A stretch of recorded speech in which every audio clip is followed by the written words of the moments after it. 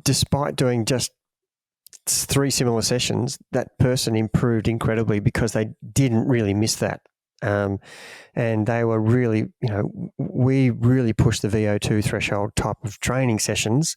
And it's because we know the outcomes are so vastly more beneficial than just doing long, easy, slow riding. This podcast is brought to you by TriVelo Coaching, where we help triathletes and cyclists like you train smarter to race faster. I'm your host, Jordan Donnelly, and on my left is former Australian Ironman Champion and head coach of TriVelo Coaching, Gerard Donnelly. This year in our TriVelo group, we had 2 insane but very different FTP improvement results in our athletes. Athlete A went from 4.1 watts per kilo as an FTP, which was 300 watts for them, to 5.0 watts per kilo, which was 360 watts over a 16-week period. Athlete B went from 2.9 to 3.8 watts per kilo, so 220 watts for them to 285 over a similar period. So what was the difference? One athlete did mostly zone 2 training mixed with a bit of high intensity, and the other did purely high intensity sessions with minimal to no zone 2. So that begs the question, do you really need to do zone 2 training? There are a lot of factors at play here, and we're going to discuss them later in the episode. It's a great case study of zone 2 versus basically VO2 max training. Dad, welcome to the episode. We'll get into that later. Firstly, what are you grateful for? Thanks, George. Once again, a very topical topic that we're going to be talking about today, because it is a bit of a buzzword, zone 2 at the moment, and I'm really excited to discuss this because it is very specific what we're going to talk about. So the gratitude today, I am absolutely so happy that someone invented the TV remote control, because there's that much flicking from one sport channel to another sport channel. Imagine having to get up out of your seat every time to change channels like we used to do, which you would never remember back in the 1970s when we first got a tally into our lounge room. The only way to change stations was to get up out of your seat and change it physically on the TV. It had a dial that you turned, and it spoiled the whole relaxing aspect of watching telly, because you just had to, if you wanted to watch 2 programs at once, you had to keep getting out of your seat. So the remote control has absolutely been a brilliant invention, because I was just flicking from the tour, and I love the Ashes cricket, so I was whichever one was more riveting at any particular point, I was actually watching that for an extended period and then flicking back and thinking, damn it, I just missed the break, or I just missed a wicket. And then, while lunch was on at the cricket, I ended up watching Wimbledon. And so, yeah, it's a great time to be in Europe. And of course, the sport is just rife there with summer. And, the Diamond League, the cricket, the tennis, the cycling. There is so many elite sports going on in summer, and it's really one thing that keeps us going, isn't it, in winter in Australia, is to tune in to what's happening in the northern hemisphere of the world during our winter period, which is pretty dull and cold. Yeah, to indulge. Yep. No, my gratitude is very simple. It's just the fact that the tour was on. Just can't get enough of it. The first week has been absolutely epic. Probably one of the most hectic weeks for the GC contenders in a long time. And they did that on purpose. So it's been great to watch. I can't believe it's only been a week down. They've got 2 more weeks to go, and they look exhausted. And the poor sprinters have had an absolute hell of a start to the tour. So absolutely loving that it's on. And I guess that brings us to our first part of what's caught your attention. Let's chat about the tour so far. What's been happening? What's caught your attention? What have you loved? Yeah, there's so much to talk about, and we're going to have to try and cram in the first 7 days into one episode, which is not easy. I'm always interested in the form that athletes, I suppose, cyclists come into the tour with, and what happens to their form as they progress through the 3 weeks.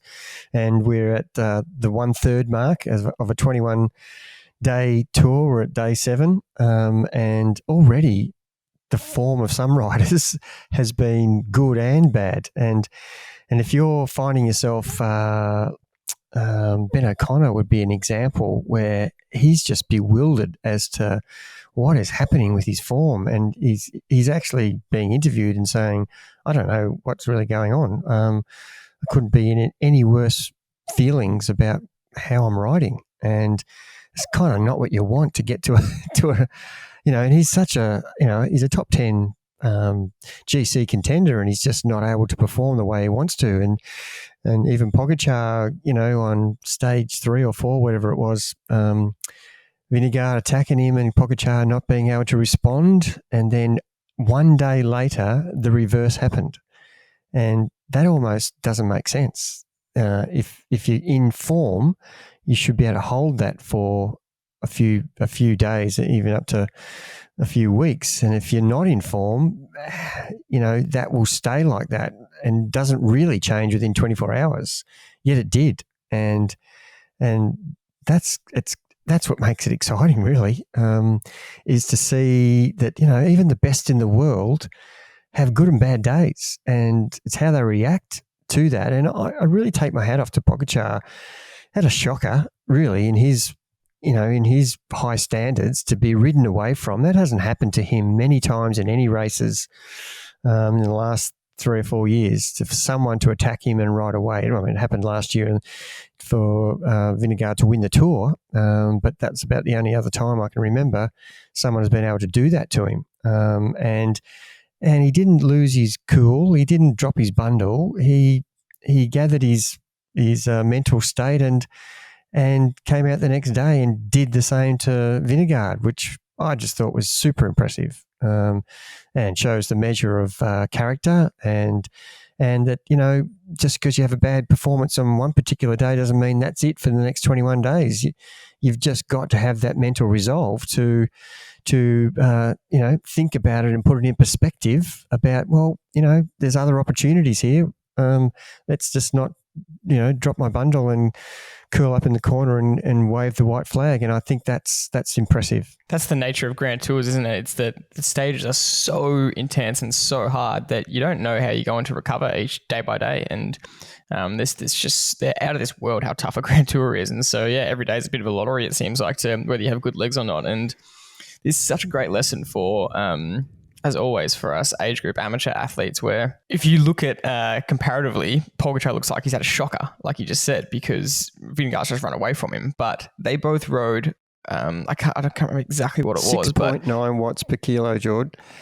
And I looked up Vingegaard's weight, and it's 60 kilos. So that means 6.9 watts per kilo. He had to ride 415 watts for 21 minutes. 700 watts for 15 minutes. What was it? It was, no, it was 418 watts. If he's 415. You're right. Yeah, 415 for 21 minutes. So anybody who's heavier than him, they're looking at Pogačar weighs 70 kilos, so he's having to ride at 460 watts for 21 minutes to keep up. And a guy like Wout van Aert, who weighs maybe, I don't know what he weighs, 75, 76 maybe, he's having to ride at 500 watts to keep up for 21 minutes. So their numbers are just ridiculous. And I was looking at a stat, they've ridden that climb many times in the Tour, and that was the fastest ever.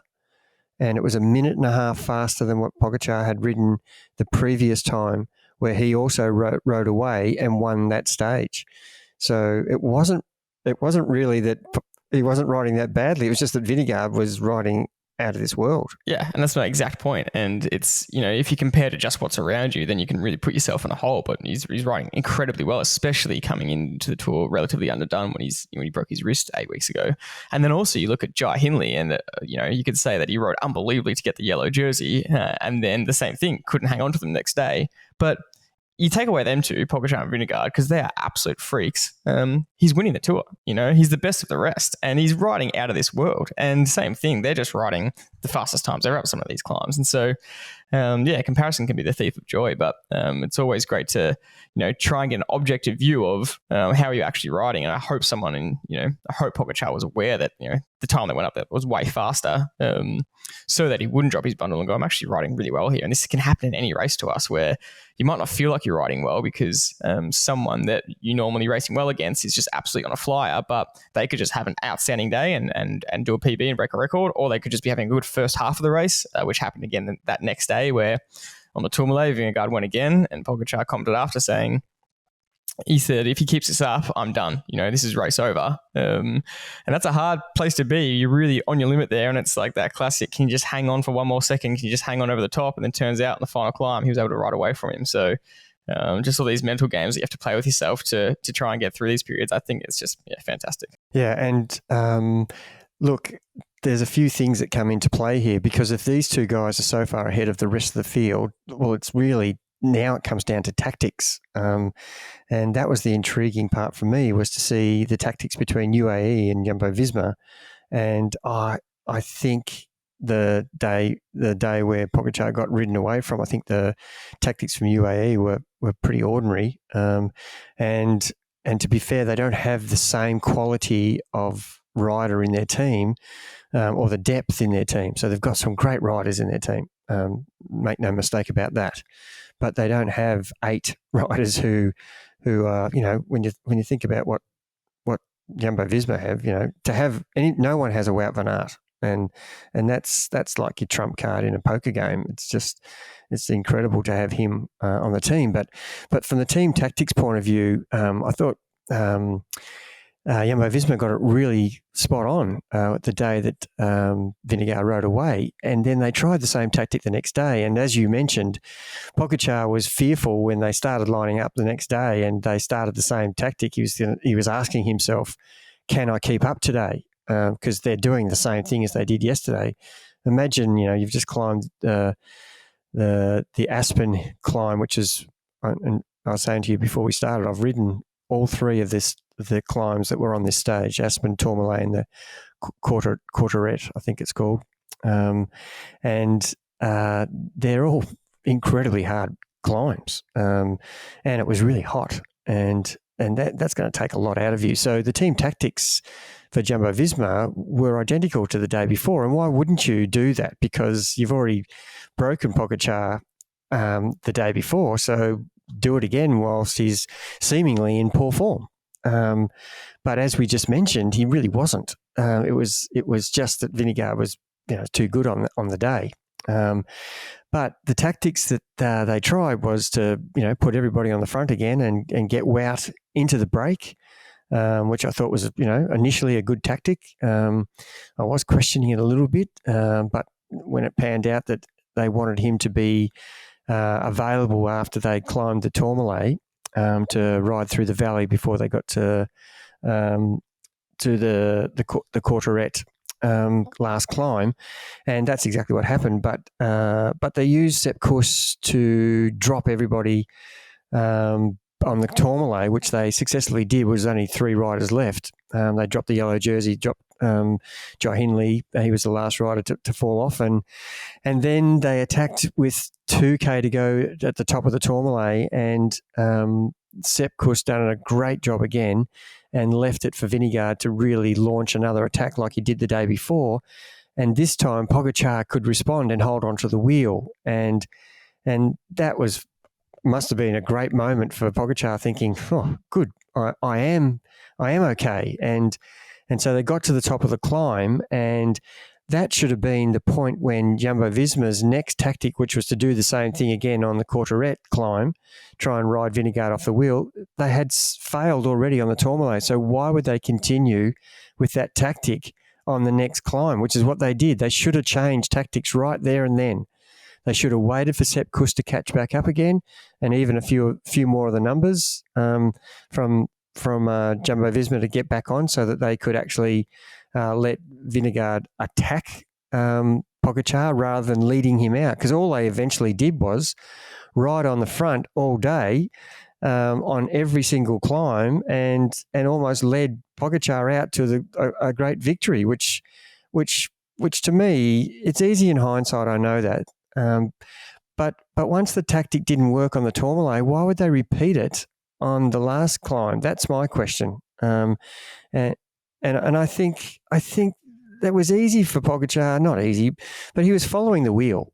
And Vingegaard, was after Wout van Aert pulled off, Vingegaard sat on the front for, I can't remember how long it was in minutes, but it was long enough at that level for Pogačar to get recovery and then counterattack. And Vingegaard actually wasn't paying attention when he did it. And And I'm shouting at the telly going, why are you sitting on the front? What are you doing this for? This is dumb. You've already done this on the Tourmalet and it didn't work. Now you're doing it again. I'm just going, oh, this is really bad tactics. He's got confidence in his form, at least. And what I love about Vingegaard and Jumbo Visma, and this was evident in the Tour documentary that came out, is they want to win the race. They don't want to wait for the race to be won or for something to happen. They want to make it happen themselves. And that's what Vingegaard was doing. He was trying his best to just win the race. And yeah, based on hindsight, based on what they knew so far, it looked like Pogačar didn't have good legs the day before. They want to bury him. They did the same tactics work last year with the lead outs, and they got rid of him. And in the Tour de France doco, I loved this specific where it was stage 3 or 4 or 5, where there was the Roubaix stage where they went on all the cobbles. And in the team bus, their tactics were actually to get some time that day on a flat stage in a GC. And I just thought that shows a great mindset that they're coming to the Tour saying, no, we're here to win. And the stage actually ended up a disaster for them. They all lost, Roglic and Vingegaard lost time and crashed and everything. But their mindset for the day was to try and win some time there, which I think that's carried over to this year. So it's really exciting to watch. Well, no, I just agree. I agree with what you just said. But sometimes, as we've said many times on this podcast, if your actual plan on race day is not working successfully, you need to change before it's too late. And I think they didn't react and didn't think it through, because they had time. They had time to think that through, from the top of the Tourmalet to the bottom of the next climb. And I've done that descent, and it's a long way. They really, if they're that confident, they should have allowed almost 10, 15 riders to come back on and have Sepp Kuss and put the situation like they had exactly the same day the day before, where Vingegaard could come from behind. And he's not sat in the wind at all, because he'd already sat in the wind on the top of the Tourmalet from when he attacked to the top, and now he's doing it again. So there's 2 sections where he's burnt matches and Pog hasn't. Yeah, exactly.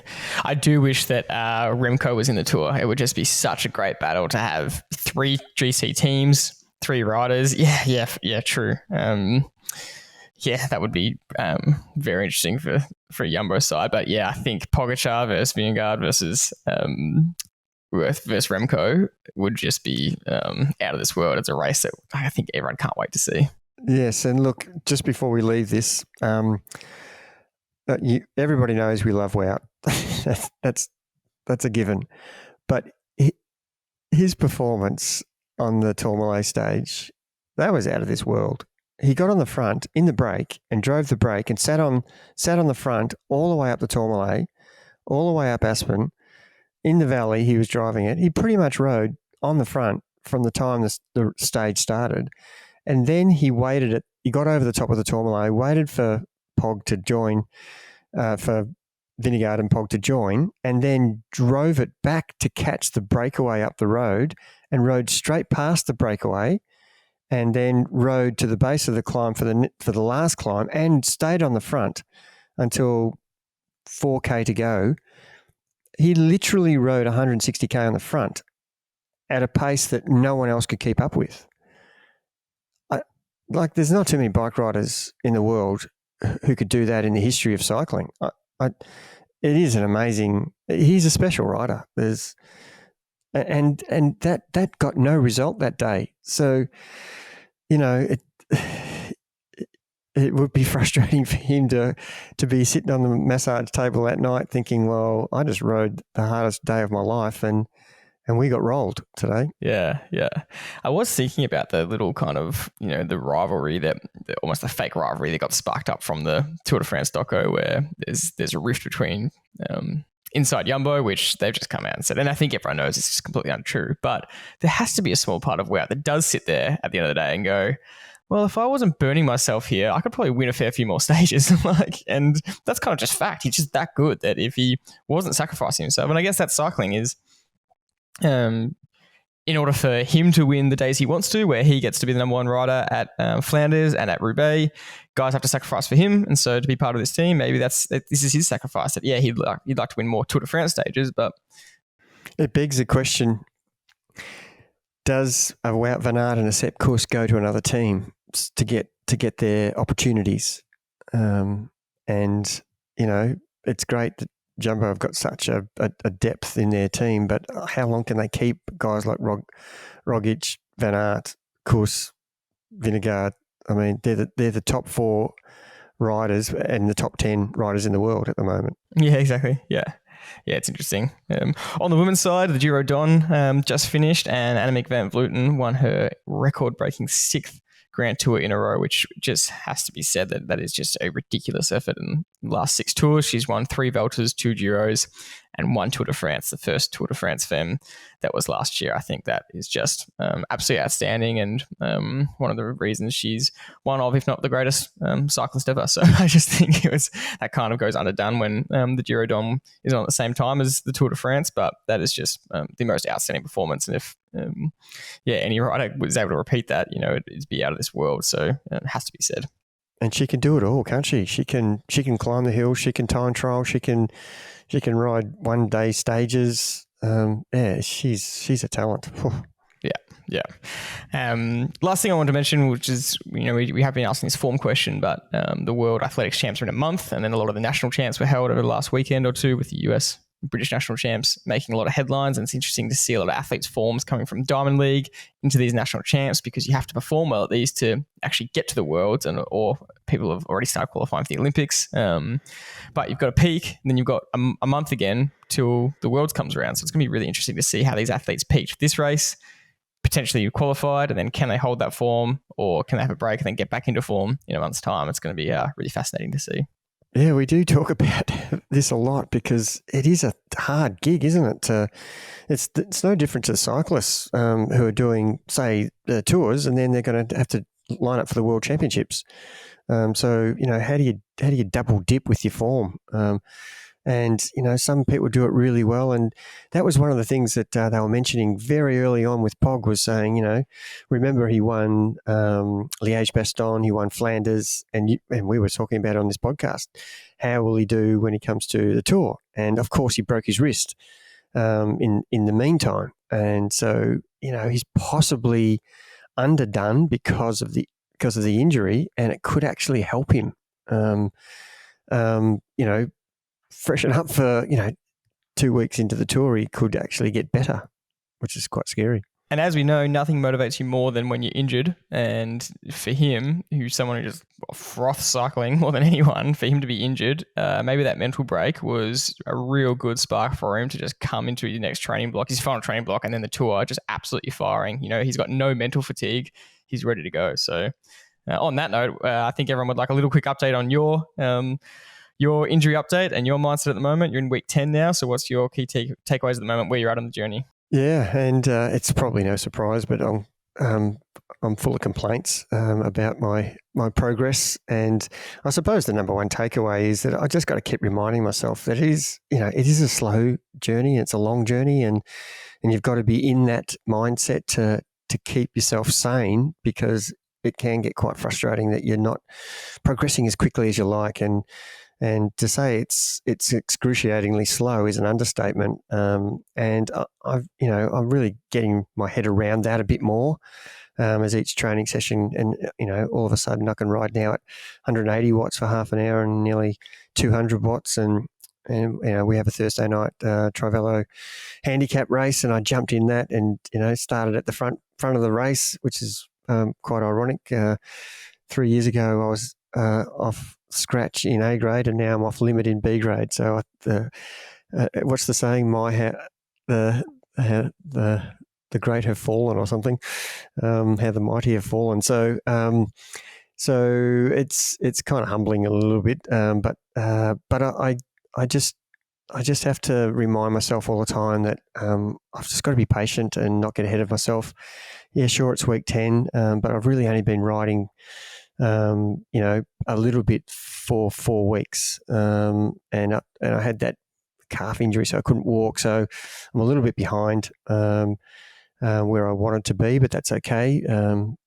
I've just got to keep my head focused on each day and seeing what I can get done. And I've had some really great help from Dr. Jordan Moncrief, who's really given me some really specific stuff to work on, getting my back muscles to function again, because that's, even though my back is now healed, as in terms of the surgery from the great Mr. Wang, the back muscles aren't functioning because they've had so much inactivity. So I've really had to start to teach them how the body has, the body runs better when everything's aligned and functioning as one. Where at the moment each muscle's on their own journey, and they're not participating the way I want them to.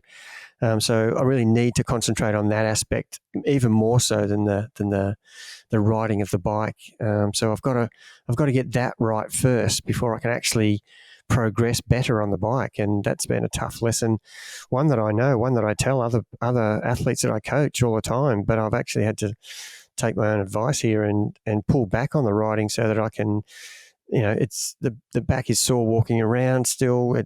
Because the muscles are being used when they're not actually ready to be used, and I need to strengthen them first.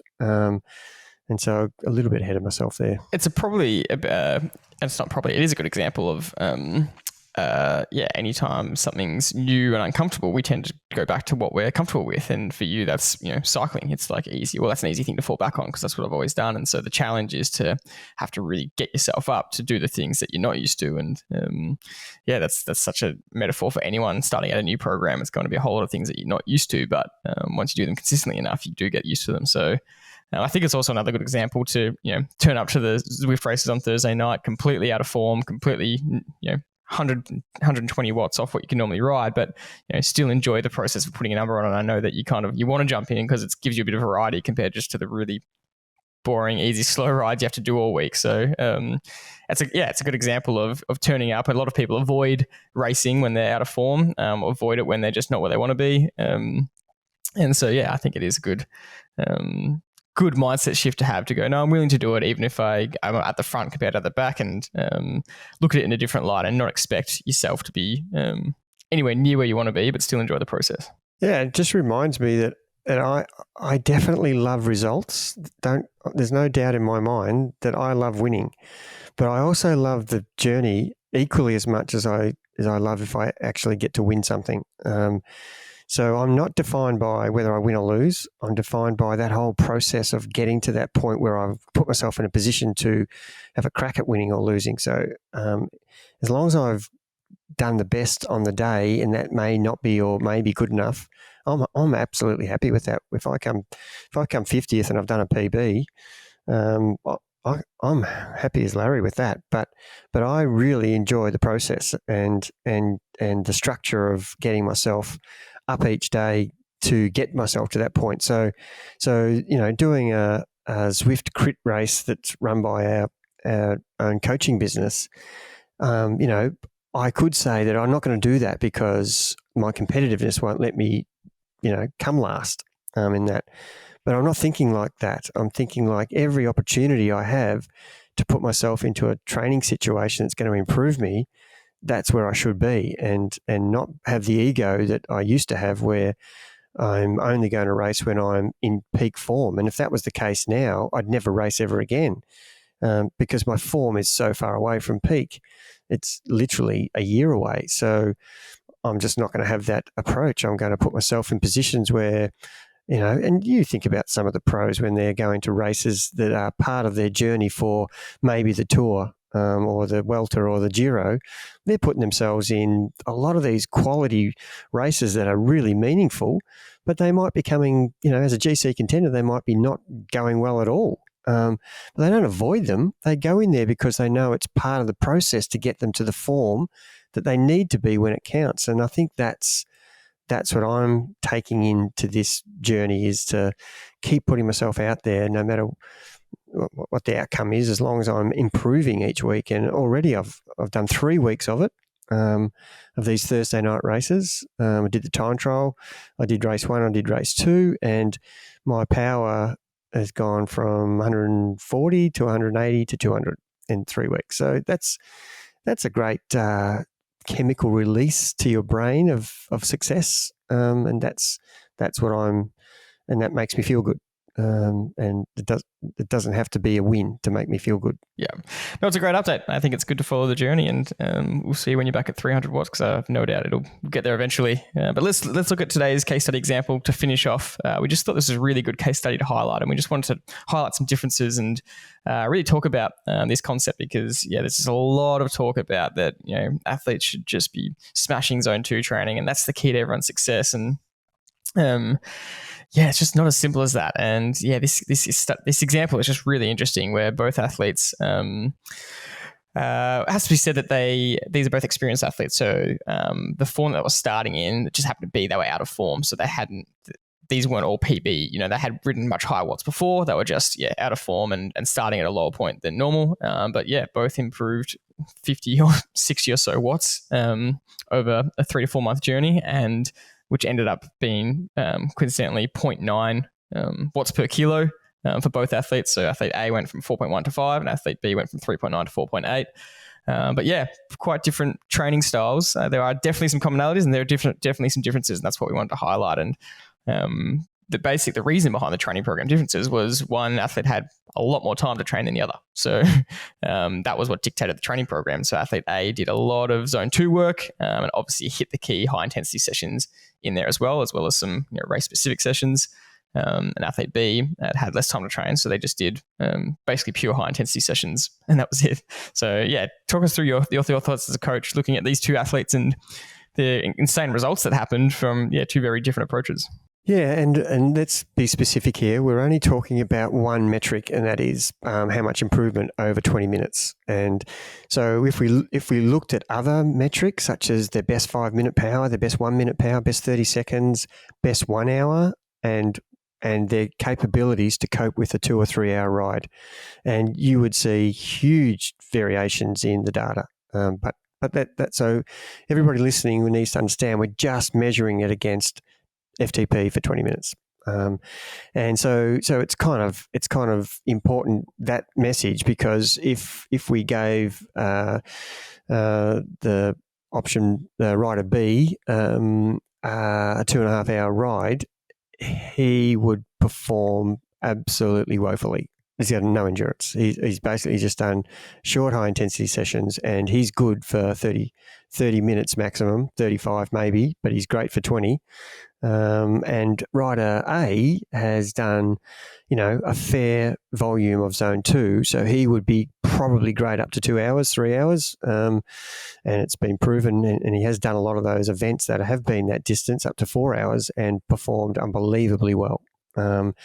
So there's a vast contrast, even though their data is showing exactly the same progress in terms of, going up 0.9, I think you said 0.9 watts per kilo evenly at both, comparing both athletes. So my take is that, yes, this is one metric. So that's the key point I'm trying to get across. It's one metric, and yes, they're both ended up with exactly the same outcome, but they're both very different fitness-based riders at the moment. They're chalk and cheese between the two. And that's not to say that they're not both having fun doing it, but one has to understand his limitations, and he's good for events that are 35 minutes, and the other one has way more opportunities to do a lot more variation in his day-to-day, week-to-week, month-to-month aspirational goals. So that's my first point. Yeah, and it comes down to that. The first question was what were they training for? And athlete A was training for endurance events that were 2 to 2.5 to 3 hours, and athlete B just wanted to get their fitness back and just wanted to have fun racing on Zwift and doing 30-minute efforts and wasn't interested in more than that. So that does highlight that first difference. I was just going to say, I might add that had athlete B been able to do a bit more endurance, I reckon his FTP would have gone up slightly higher. And that's something we have said many times from a lot of the scientific research that we've done on our own athletes, and some of the data that's been done by the men in the white coats in the lab. It does.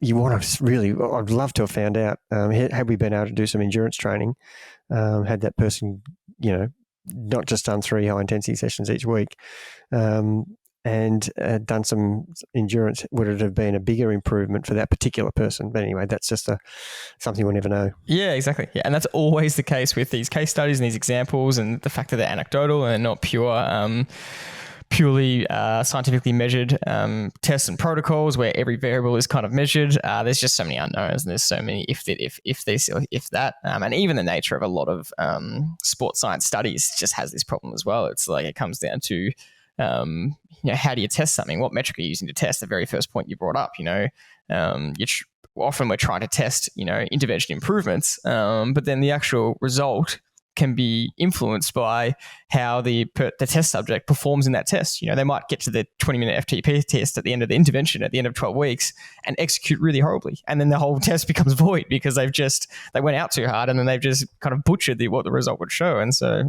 that's just an example. So there is a lot of complicated factors here, but we're just trying to give an anecdotal perspective on things that could influence your decision-making around your training. And I think we do want to highlight some consistencies in the training protocols, and that is the fact that the high-intensity sessions themselves were quite similar in nature, not exactly the same, but they were mostly VO2-based, very high intensity, really that upper threshold work.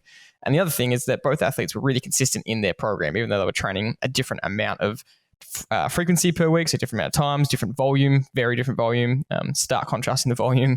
Intensity was similar in the high intensity sessions, but obviously athlete A was doing a lot more zone 2 work outside of that. But regardless, both were consistent across that 3 to 4 month period in what they had to do. And so that is a really important factor, is that most of the time, if you are consistent, you're just going to see some really good improvement. Yeah, you couldn't have hit the nail on the head any better because, despite doing just 3 similar sessions, that person improved incredibly because they didn't really miss that. And they were really, we really pushed the VO2 threshold type of training sessions. And it's because we know the outcomes are so vastly more beneficial than just doing long, easy, slow riding. And, if you want to step up and improve your performance from week to week and have some progression, you actually have to ride or train or run or swim at some point harder than you're going to do in a 20-minute test. So if you just trained say you started at 220 watts and you just trained at 220 watts at threshold for 16 weeks, you're probably going to come to that 20-minute test in 6 weeks' time and ride really well at 220 watts. And so we could easily do that as a test, but there's no point because we know that's what's going to happen. You need to be giving some overload. So this is where those high-intensity sessions are going to get the outcome you want. And by stressing the body to a load that it has to actually adapt to is where you get that improvement. And of course, you have to have the recovery in between, but to allow that load to be absorbed. But at the end of the day, unless you're doing these sessions, you're not going to progress. So the question that we're trying to answer for the episode is, do you need to be doing zone 2 training? Because someone would look at this and go, well, far out, athlete B didn't bother with any of that, didn't waste any time with any of that, and they got the same kind of percentage of improvement. And yeah, there's almost no way to answer it clearly, but we do want to finish off with some thoughts about the answer to that question. And like you said, they were doing 3 high intensity sessions a week, and they were really getting on and flogging themselves for 20, 30 or 40 minutes, whatever they had time for. Really hard work. It's a hard thing to do, to get on the session and flog yourself like that 3 times a week. And a lot of people actually find that harder than the zone 2 work because you're really putting yourself in that red zone. And this athlete could handle it, and a lot of athletes can handle it. But you look at the Jordy example, and the reason we don't just do that as a training program all the time is because most age group athletes won't be able to handle that, and they'll break down. They'll probably get injured. Something will happen, and you want to spread out those high intensity sessions so that you can actually handle it week on week, month on month basis. And as I said, Joe Friel's example is he'll do max 2 high intensity sessions a week, very spread out, Tuesday on Saturday or something. And so that's kind of the extreme end of the scales of what you're looking at here in a training program. Yeah, there's a whole lot to really delve into here. And, if you strip it back a little bit, doing 3 hard sessions and then doing very little in between is almost like doing the 80-20 rule, except in the 80, you're not doing anything. You're just recovering. It's 20% hard, 80% nothing. That's right. And the other person's doing 20% hard with some zone 2, which is perfect. And that's why that other person has come out of the 16 weeks a far more well-rounded athlete than person B who's just done. But if we looked at the data, it doesn't read like that because we're looking at one metric, and that's the point I want to get across. And so, what is the difference between the two, and what does it mean? It really means that I would not be advising athletes to do this. This is something that's short term, and it's it's unsustainable.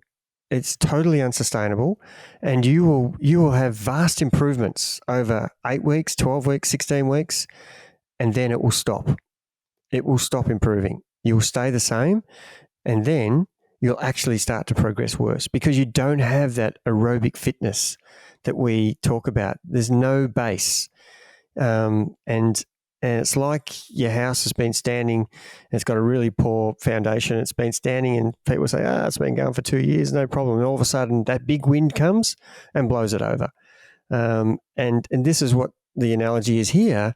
You're going well, and you're laughing at everybody else saying, who needs to train 12 hours a week? I'm just doing 3, and I'm still matching the FTP improvement that you are. But you can't keep that up. And if you did it for 28 weeks or 36 weeks, your actual FTP would start to go down because you don't have the aerobic fitness to sustain this week in, week out, 3 sessions a week. And that's the thing that you need to understand. And there's plenty of cyclists or triathletes or swimmers or runners out there who are doing that style of program where they're riding in their bunch or they're running with their running group, and they're just flogging themselves week after week and doing very little in between.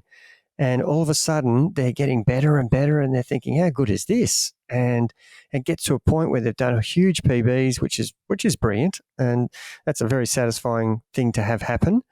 But that is unsustainable. At some point, they will start to plateau because they don't have the endurance base to sustain it. They get very tired of those sessions, and they're not able to ride hard enough to have that progressive overload. If they've averaged 260 watts one week, and they're, all of a sudden they're struggling to average 258 the next week, or 260s, out of their reach all of a sudden, it's because their body is really reached its plateau with the aerobic fitness that it has. And it's like the money's run out of the bank. The money you put in the bank, the fitness you have in your body, is got to a certain level, and you've drained it all. And there's no more money left in the bank. There's no more fitness left over to do that next hard training session or race or effort. And so therefore you will start to plateau, and the plateau all of a sudden then will be a decline. And then you've got that mental issue of, geez, I'm running crap at the moment. I don't know what's wrong with me. And if you just step back and said, well, all I'm doing is the same hard sessions week in, week out, month in, month out, year in, year out. And that's okay if that's what you want to do, but most people aren't okay with plateauing or going backwards. They actually want to improve, and the expectation is even when they're 70, they still want to improve, which I love. But at the end of the day, that is unsustainable, and that is the key point about highlighting. Is zone 2 training worthwhile? Well, yes, it gives you that bank that's getting full of money week in, week out, because you're working every week, and your fitness bank's getting full of aerobic capacity fitness because you are training properly. And in 16 weeks' time, if we measured any other parameter other than the 20 minutes, the person B would be a long way behind person A. Yeah, I guess that's a great conclusion. Is we really don't want to undersell the fact that athlete B got a really, really good improvement, and in the 20-minute test, that is, and that you don't want to leave that on the table and ignore that. But the general conclusion is you're going to be much better off in the long term, being a more well-rounded athlete, and you're going to have more options to you available about what kind of races you want to be and what you can actually do, and more tools in your basket rather than just performing well in a 20-minute FTP test. And also, you should be in this for the long term. If you love being healthy and fit, you don't want to just have a 16-week period where you're on fire. You want to have that 16-week period in your own mind go for 16 years. And we know from a lot of the athletes who've been on our program, their biggest improvement comes 15 months, 20 months into the program, not not 16 weeks.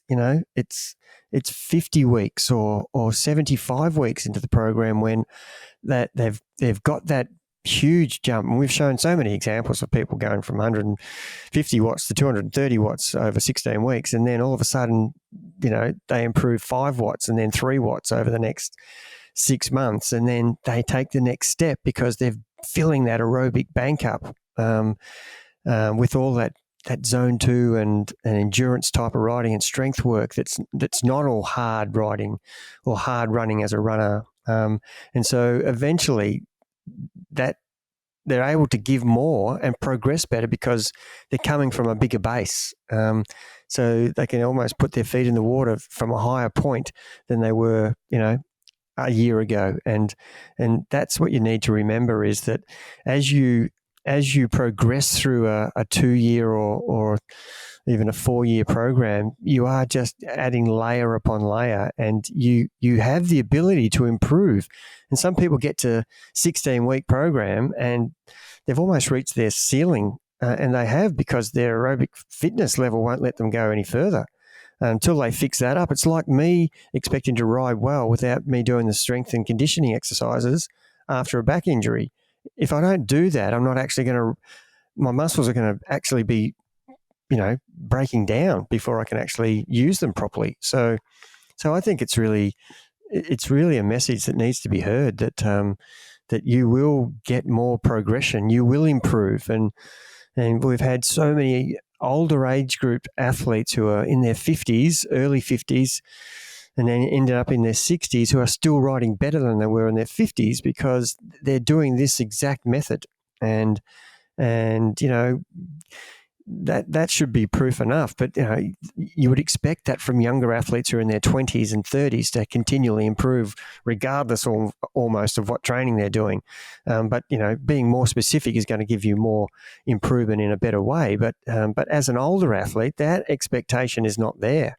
As everybody keeps telling me over the years, don't be too frustrated if you're not improving because you're getting older. And my response to that is that, it's just not true. And I've got so many examples of athletes that I coach, they're still improving as they're getting older. Yeah, I think the last point I want to make is we haven't even talked about any of the more complicated topics like efficiency and economy, how well you're moving, which comes from volume and comes from that consistency in training and that repeatability, really getting your body as efficient as possible in the sport you're doing. And so that's just a whole other can of worms, but it's definitely a clear benefit to the more well-rounded athlete and someone that's doing that zone 2 training is there's a whole lot of factors there, but I was wanting to just come to one straight away where you go, we haven't even touched that, but that's where athlete B is really missing out on. So anything you want to say in conclusion? No, just I hope that I know there